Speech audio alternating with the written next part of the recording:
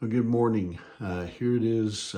It's Thursday. We're on the, as I always like to say, we're on the downhill slide to the weekend now, past Wednesday, Hump Day. And anyway, today is August the 17th. Today marks the start of the Hydro Fair, and it'll run through Saturday. Anyway, it's always a great time. You here in Hydro, busy time, but anyway, I hope you had a great Wednesday. Hope you were successful, in getting maybe some things done.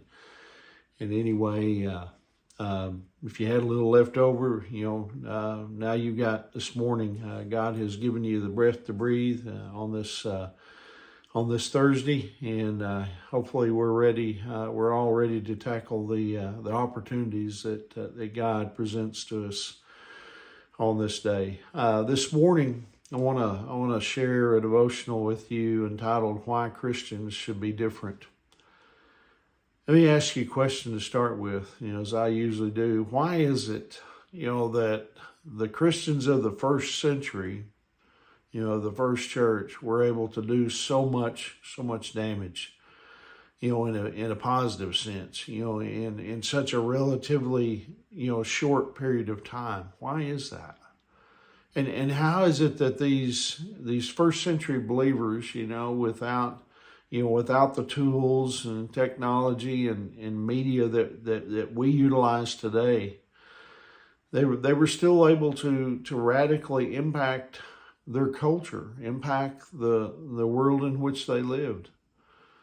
Well, the short answer is that they followed and they practiced a Christianity that isn't known by many here, in the 21st century.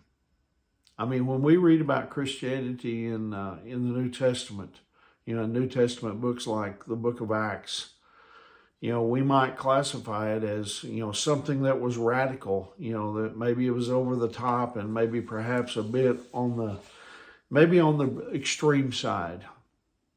But for these first century believers, you see, it would have been nothing less than just ordinary Christian living to them.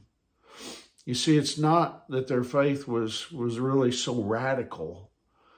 You see, rather it's that our faith today is really kind of wimpy, to be honest with you. You see, our faith many times is anemic.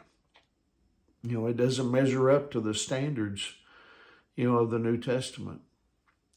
Christians, here's the deal: Christians should differ from non-Christians in every realm of life, not just the religious realm. I mean, we should differ from non-Christians, not simply because we show up at church on the weekend or, we attend a midweek, Bible study. Rather, you see, we should differ from non-Christians because we conduct our businesses, differently. We treat our spouses differently. We treat our families differently, and we raise our children in such a way that honors God. You see, our values should be different from those of non-Christians. I mean, people need to see this, daily in our lives. But you see, all too often, it simply, it's not happening. Now, Paul, he wrote to the Christians there in Ephesus, in his letter to the Ephesians, in Ephesians chapter 5, verses 15 and 16. Listen to what he wrote. He said, "So be careful how you live. Don't live like fools, but like those who are wise. Make the most of every opportunity in these evil days."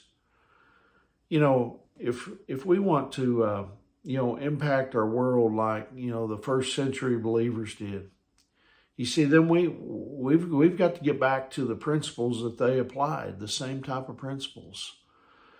And it starts with the Christianity, the Christianity that they practiced. It starts with us, taking advantage of every opportunity that God gives us to share the love of Christ with somebody. You know, it's kind of like in the end of Ephesians chapter 5, verse 16, it says, make the most of every opportunity in these evil days, because, listen, folks, we're living in evil days. We really are. We're living in probably the darkest time that I can remember in my lifetime, you know, here, you know, where we live in the USA. And we need to be taking the gospel. I don't know about you, but I wouldn't want anybody to spend eternity in hell. And so let's be about being different. Let's be the people that God made us to be. And let's show the world who we stand for. But anyway, hope that it encourages you here on this Thursday morning. Hope you have a wonderful day. Remember, Angie and I, we love you guys, and we're praying for you. And Lord willing, I'll see you tomorrow morning. God bless you.